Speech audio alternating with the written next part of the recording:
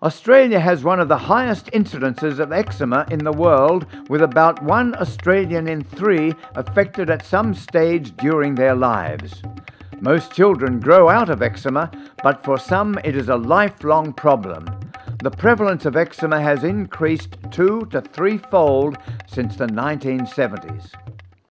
Eczema can be related to food allergy or food intolerance. Allergy is generally a quick reaction, but if it's a food your child is having every day, such as dairy, it can be difficult to identify. With intolerance, reactions are often delayed, so some sufferers take years to pinpoint the cause of their rashes. The most likely culprits are preservatives, salicylates and other additives.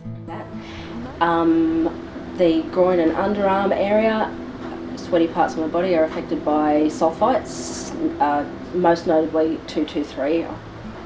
It's a scary one. And I've recently taken 320 out of my diet, and it helped clear up a bit of remaining rash that was on my back. She would be very emotional, lots of crying, lots of whinging, lots of whining with salicylates. But as soon as she'd have too many, the spots would start. Most people don't realise that nappy rash and thrush can be related to food chemicals. From about the introduction of solids, our son had a really bad nappy rash, to the extent that he's had courses of antibiotics and prednisolone to treat it. And it took us a long time to get a handle on it. And slowly but surely we started to realise it was food related. Things like soy sauce, grapes, Vegemite sandwich, and all of a sudden we get a nappy rash. And eventually we tweaked that maybe it was glutamates, and we dropped the glutamates from the diet and the nappy rash mysteriously went away. Actually, she got really bad nappy rashes, so obviously it was then as well, but it wasn't until she couldn't verbalise what was going on. She'll go to sleep some nights and she'd just wake up absolutely screaming in pain, mum, vagina, and it was just all rashy and red raw. She's been to 2 parties where I haven't been able to be there and send her with someone else to look after her, and she's come back and, within half an hour of being asleep that night, just waking up screaming, and it's all night of screaming with thrush. And that's obviously from additives. They'd let her have a little bit of something, She had a little bit, but but she was fine. Went down to the Royal Prince Alfred Hospital, and it wasn't until I went there that it clicked to me that it was being caused from salicylates, because she didn't have the behaviour type things like Zach did, and I didn't think she was affected as much as as Zach was.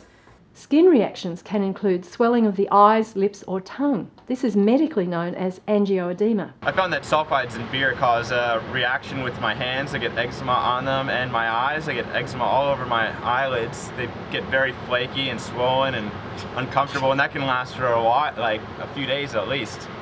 Easy. But yeah, since I've stopped drinking beer, no more eczema.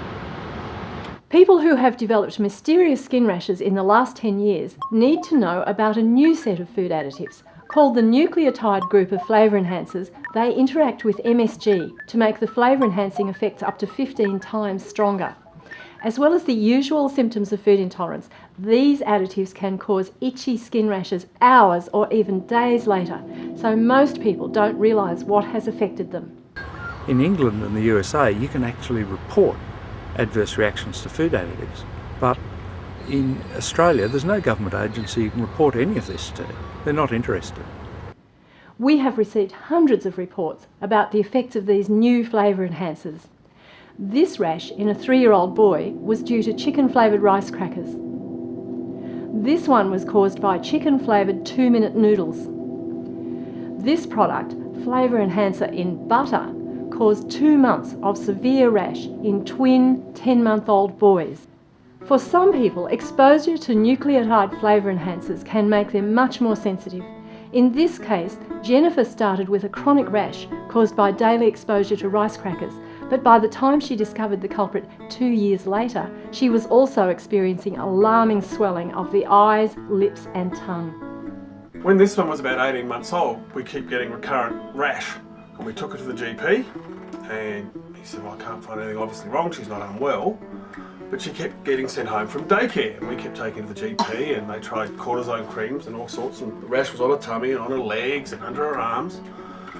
And one day, after about 3 weeks of this, seeing the doctor about 3 times a week, I was leaving daycare having seen the doctor, and she was getting really upset because Dad was leaving, and one of the staff turned and said, "Oh, here, Rochelle, have a lovely chicken flavoured biscuit." And I turned on the spot and sort of said, "You're doing what?" And sure enough, there was all sorts of things in the biscuits, including 635. So we stopped the biscuits, and 3 or 4 days later, the spots disappeared. We haven't seen them since. But ever since then, she's had a sensitivity that gives her hives. But I also get what I was told was a spasm of the esophagus, and I started off thinking I was getting indigestion, and it would just pull really tight in my chest, and it would last for hours, and I thought I was dying.